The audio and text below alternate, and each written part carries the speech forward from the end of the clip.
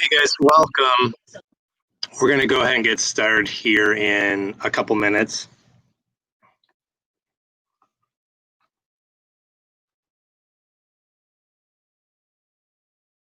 Once again, I posted the social studies article. Well, it's not even an article. These are just questions, excuse me. And these would be typical of what you might see on the actual task test. This came from like a practice one. So I'll give it another minute, then we'll go ahead and get started. And I'll talk about some strategies you guys can use.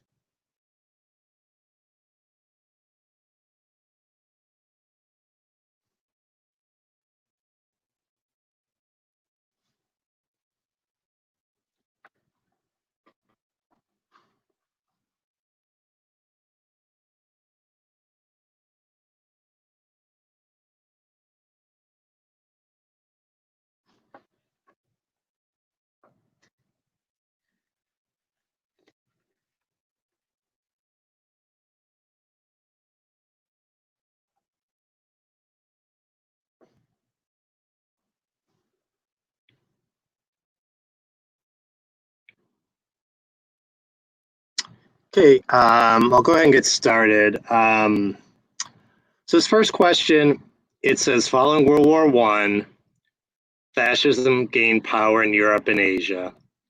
Fascist regimes rose in Italy from 1922 to 1943, and in Germany from 1933 to 1945, with Japan signing an anti-communism pact with both countries in the 1930s. In Spain, a dictator came to power in 1939 and ruled the country similar to a fascist regime. So in class, we talked about fascism a little bit. So you weren't in class and say you had no idea what fascism was, but there is some information in that top paragraph. So after World War II, we had World War II. Basically, you knew Germany with Adolf Hitler, kind of the Nazis kind of took over the country. Italy was basically on their side, and Japan was one of our enemies because they bombed Pearl Harbor. So basically, well, those guys were the ones we were fighting World War II against. Okay. You might not know what fascism is exactly, but you have an idea. We were fighting against that. So if you look at the question, it says, for which reason were fascist leaders able to seize power during the interwar period? So from World War I to World War II, why do you think they were able to seize power? And I guess what you would do is kind of compare it to maybe the United States. So we know how the United States, we have elections, basically, we have democracy, and we really have a president. We don't have a dictator. Okay. So you're going to have to look at these four things. If you have no idea and weren't in class and don't know what fascism is, you're just going to do process of elimination. So they promoted free market principles. Free market is basically what we basically have here, where basically anyone can start a business. Okay. And we promote that. So in kind of communism or fascism, they don't want anyone starting basically a business. They want the government to control everything. So you could probably say it's probably not A. Okay. They encourage citizens to participate in government and civic culture. Well, when one person is ruling the country like a dictator or a fascist dictator, they don't want people participating. They tell them what to do, and if you don't like it, you can leave, or in the worst case scenario, they put you in jail or even kill you. And we saw that in Germany with the Nazis killing off many of the Jews because they don't want you participating. They're like, it's my way or the highway. So you could probably say it's probably not going to be B. They advocated peaceful resolutions for border disputes between countries. So there's really nothing peaceful about that. And if Germany took over lots of countries, Japan bombed the United States. So there's really nothing peaceful about that. They would use any tactics they could, to basically get land for their people. So you're probably not going to be C. So all that leaves you is D. They appealed the need for public and economic stability and national pride. They wanted you to think their country was the best. And they said the government's going to take care of you. But it really didn't do that. But that's kind of the message they sent out. The national pride is big. That's what happened in Germany with like the Aryan race. They thought it like blue-eyed blonde people were superior and everyone else was inferior. And that's really what the national pride is. They think one type of person is superior and everyone else is inferior. And that creates kind of that national pride. So I know it's a kind of, you might not have a firm understanding of fascism, but if you just go through the process of elimination, you could kind of come to D, because D would be the correct answer. So you just have to think about the information they gave you. World War I, World War II, you have kind of a firm understanding of that. You understand what was going on in Germany. And basically, Pearl Harbor, the Japanese bombed the United States to start basically the Second World War for us. So if you have some of that basic background information, you should be able to get to D, or at least, maybe A and D. Maybe you don't know exactly what free market is. So maybe you cross out B and C because they're not advocating for peaceful solutions or resolutions. You cross that one immediately. And they really didn't want citizens to participate in government. So, you cross that one out. And you're left with A and D, then you've got a 50% chance. So sometimes it's just, you're going to have to go through and cross ones off that aren't right. And hopefully, if you get it down to 2, you're not sure. You're just giving yourself a 50% chance. Okay, let's go on to the next one.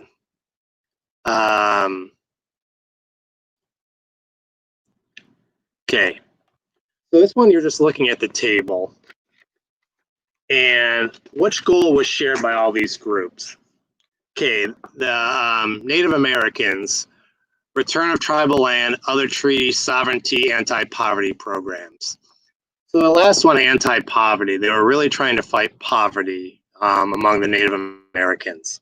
Okay, the Asian American movement, elimination of discrimination in employment and housing. So they're trying to get rid of discrimination in employment and housing. And with the Chicano movement or Latino Americans, rights for migrant farm workers, education reforms, bilingual education. So there's a pattern there. All those things kind of fit into one category, okay? So we're gonna look at the 4 answers here. The expansion of civil rights. And civil are things that are basic to us. And that might be, maybe that's a good starting point. So we know it might be A, so we're not gonna cross that one off. Elimination of social programs. Looking at the goals, it was kind of the exact opposite of that. An anti-poverty program. That's a social program. That's when the government basically tries to help people that are in poverty. Elimination of discrimination in employment and housing. They want to get rid of discriminatory practices, okay, based on your sex, your race, your color. They wanted to eliminate those. So that's a social program. So we probably know it's not B. They weren't trying to eliminate social programs. Okay. The elimination of gender inequality. Gender is male or female. They basically, that could be one too, but doesn't really say anything about gender in any of the goals. Gender really isn't talked about. So that one maybe, but we're probably going to cross that one off. And the last one is just, usually they throw one in there just to throw you off, the expansion of ethnic neighborhoods. They didn't really talk about that at all in the goals, so you're going to probably cross off D. So that leaves basically A and C. But if you look closely, most of these things would what we consider in our country civil rights, anti-poverty, discrimination, rights for farm workers, education reforms, bilingual education. Those are all basically expansion of civil rights. So if you got it down to basically A and C, you'd really look at a lot of these programs are civil rights programs. So the correct answer would be A, the expansion of civil rights. And you just have to look to the goals column. And once again, you've hopefully got it down to 2 answers. And then if you're completely not sure, once again, you just make the best educated guess. Okay, and once again, you've given yourself probably a 50% chance of getting it right if you didn't really know. But when you look at all the goals, all those things kind of are around civil rights. Okay, so A would be the correct answer for that one. Okay, let's go on to number 7. Move this down.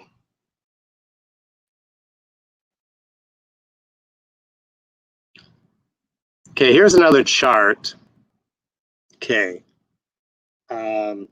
And these are 4 different civilizations. So it's the Indus Valley, Mesopotamia, ancient Egypt, and ancient China. And what it asks for is what physical feature is shared by all civilizations in the chart. So that first column, it says physical characteristics. Okay, so you have to find something in there that is the same in all 4 of those civilizations. Okay, so you look at the Indus Valley, it says the Indus River. Mesopotamia is Tigris and Euphrates River. Ancient Egypt is the Nile River. And in ancient China, it's the Yangtze and Yangtze rivers. So you might not have to go any further than that. The first characteristic in every civilization is rivers. Okay. The Indus Valley has mountains, but if you look at Mesopotamia, there's mountains. But ancient Egypt, there's no mountains. China has mountains, but Egypt doesn't. So mountains isn't going to be that because ancient Egypt didn't have mountains. So if you're thinking about mountains, you would look and see that Egypt doesn't have any mountains. That doesn't shared by all 4 civilizations. The next one is plateaus, and you can see that in the Indus Valley, there's no plateaus. Mesopotamia doesn't have any plateaus. And basically, China doesn't have any plateaus either. So plateaus was just one that basically was going to throw you off. And the last one, or the first one, was lakes. And I don't see lakes basically in there very often. So the only one that is similar in all 4 is the river. And the river is the first bullet in all 4 of those. So in the Indus Valley, it's the Indus River. In Mesopotamia, it's 2 rivers, the Tigris and Euphrates. In ancient Egypt, it's the Nile River. In China, you can see the first bullet is the Yangtze and the Yangtze River. So river is one physical characteristics that's shared by all 4 of those civilizations. So that one, it's just about going through the chart and seeing river is listed in all 4 of those ancient civilizations. So river is going to be the correct answer, and that would be D. And that one, you guys, that's why we have you do so much. We do charts and graphs because there's going to be a lot of questions where you just have to analyze this chart right here. And number 8 also has to do with this chart. It says, how did geography of China most likely affect the civilization in that region? So let's look at go back to ancient China. And it says, okay, we have rivers, we have a fertile plain, we have bordered by the Himalayan mountains, the Gobi and Talcaman Desert, and the Pacific Ocean. So we know we have rivers, there's a plain, there's mountains, desert, and ocean. Okay, so those are a lot of things, a lot of diverse, basically, geological kind of figures in China. So we're going to go look at what some of the answers are. So the first one, the civilization was isolated from other cultures. Okay, that maybe. The civilization relied on trade to obtain food products. It doesn't mention anything about trade in there. So that one, you're going to be like, well, maybe, but it doesn't say anything about trade in there. The civilization grew without a strong central government. Doesn't mention government at all. And the last one, the civilization had fewer technological advances than other countries. Mentions nothing about technology. The only thing it talks about are the physical features. And basically, because of the rivers, the mountains, the deserts, and the ocean, it was basically isolated because of all those features. When you have mountains, basically, it's hard for other people to get into your country because they have to go over the mountains. Same thing if they have to cross the Pacific Ocean. This is, ancient China. There weren't these huge ships. There weren't planes. So back then, the boats were really primitive, and you had to basically go all the way across the ocean. Similar with the desert, if you have to hike all the way across the desert, you're probably not getting into China. So the best answer and the correct answer would be A. It was isolated, basically based on all these physical features. Okay, and that would be A. And the last one, it asks you to read these two quotes. One's from Confucius, and the other is from Tao Te Ching. And it says, to govern, we'll read Confucius first. To govern means to rectify. If you lead on the people with correctness, who will dare not be correct. The relationship between superiors and inferiors is like that between the wind and the grass. The grass must bend when the wind blows across it. Okay, that's what Confucius thought.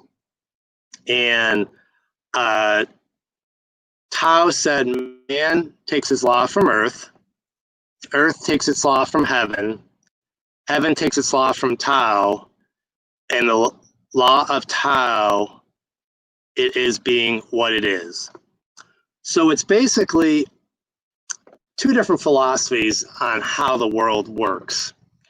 And I want you to really focus on what Confucius says in that last sentence. The grass must bend when the wind blows across it. Okay. So the wind would kind of be like the ruler, and the grass would be the people. And basically, when you read Tao, he kind of believes that man takes his law from the earth takes its law from heaven takes its law from Tao, and the law of Tao is being what it is. That was more of like kind of the earth kind of basically, and the heavens kind of rule the people. So it says, which statements best characterize the difference between Confucius and Tao's teachings as reflected in the excerpts? It says Confucius teaches people to behave correctly when Taoist teaches people to behave freely. That one we might want to keep. That one's in the ballpark. Confucius teaches people to control others, while Taoism teaches people to practice self-control. Taoism isn't really about self-control. Okay.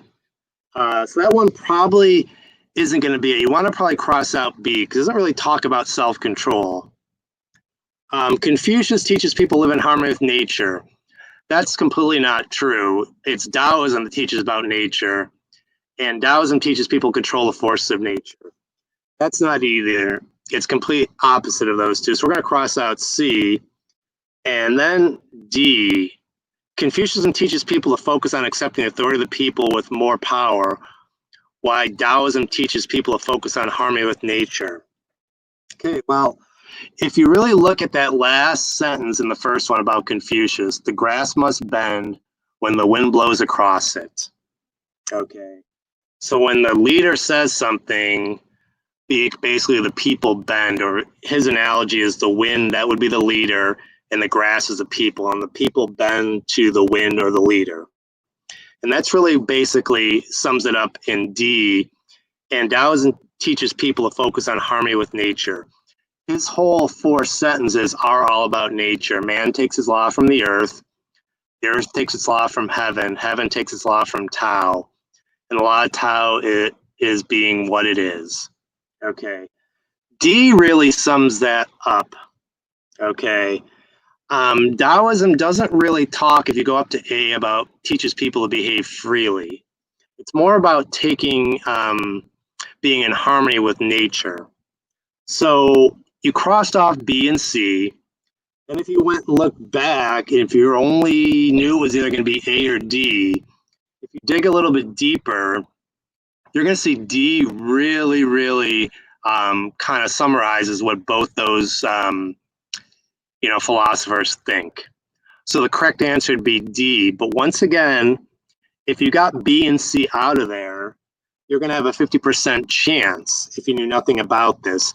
And then what you might want to do, might want to go back and reread both of those and see which one really, really fits into answer A. You're going to see he doesn't really talk about behaving correctly. Doesn't mention anything about behavior. But D, it's about power, the wind in the grass, and then Taoism teaches people to focus on harmony with nature. That's really summed up in D, so D would be the correct answer. Okay, so a lot of this, you guys, it's almost process of elimination. When you know the answer isn't correct, some of these are way out in left field. You're just going to cross it off and then just get down to process of elimination.